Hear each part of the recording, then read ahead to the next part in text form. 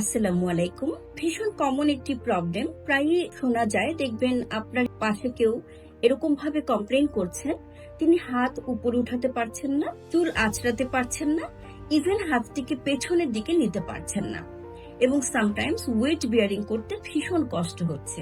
এই কমপ্লেইন গুলো হতে পারে ফ্রোজেন শোল্ডার অথবা অ্যাডিসিভ ক্যাপসুলাইটিসের সাইন সিম্পটমস। এই প্রবলেমগুলো কাদের বেশি হচ্ছে? সাধারণত দেখা যায় অ্যাডাল্ট পার্সনদের এই প্রবলেমগুলো, এই ফ্রোজেন শোল্ডার বেশি দেখা দেয়। বিশেষ করে 30 থেকে 50 ইয়ার্স ওল্ড যাদের, তাদের হওয়ার একটি বিশেষ চান্স থাকে।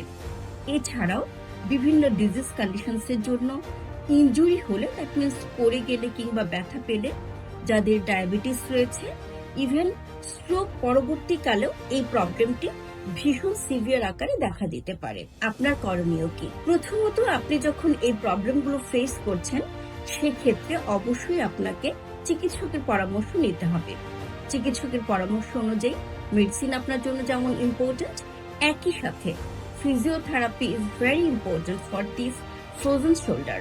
বিকজ আপনি যদি ফিজিওথেরাপি ট্রিটমেন্ট স্কেডিউলটি মেনটেন না করেন, তাহলে যা হয়, এই ব্যথাটি আস্তে আস্তে বাড়তে থাকে, জয়েন্ট ভীষণভাবে শক্ত হয়ে যায় এবং পরবর্তীতে তার যে জয়েন্ট রেঞ্জ এটি কমে যায়, মাসেল পাওয়ার ভীষণভাবে দুর্বল হয়ে যায় এবং ফাংশনাল যে অ্যাক্টিভিটিস গুলো আছে, যে দৈনন্দিন কাজকর্মগুলো আছে, সেটি করতে পারে না। বিশেষ করে এই হাতটি সে তখন ইউজ করতে তার কষ্ট হয়। তাহলে অবশ্যই একজন ফিজিওথেরাপিস্টের পরামর্শ নিয়ে আপনাকে এক্সারসাইজ প্ল্যানিং এ যেতে হবে, ফিজিওথেরাপি ট্রিটমেন্ট নিতে হবে। এবং একটু বলে রাখি যে এখানে যখন একজন ফিজিওথেরাপিস্ট কাজ করেন, তখন ওনার এইমস অবজেক্টিভস কি থাকে? প্রথমত, এটিকে ভালোভাবে ডায়াগনোসিস করে একটি এইমস তৈরি করেন, একটি গোল তৈরি করেন যে তার কোন কোন প্রবলেমগুলো আছে এবং সেগুলোকে সম্পূর্ণভাবে সলিউশন করার জন্য কোন ধরনের ট্রিটমেন্টটি প্রয়োজন। যেমন মাসেল উইকনেস, সেক্ষেত্রে আমাদের এইমস থাকবে মাসেল উইকনেসটাকে কাটিয়ে উঠে মাসেল পাওয়ারটাকে ফুল করে নেওয়া।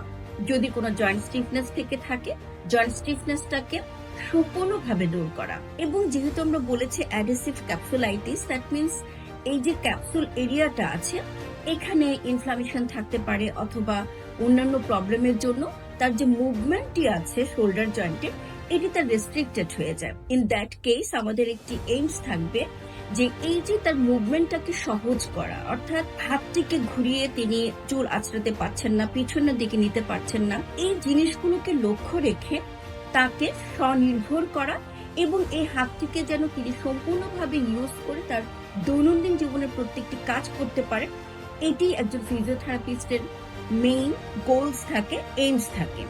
কারণ মনে রাখতে হবে, আমরা আমাদের দৈনন্দিন জীবনে যখন কোথাও গিয়ে বাধাপ্রাপ্ত হই, কোথাও গিয়ে কোনো একটি কাজ করতে পারি না, আমরা তখন ভাবি যে এটি আমার জীবনে একটি অসম্পূর্ণতা।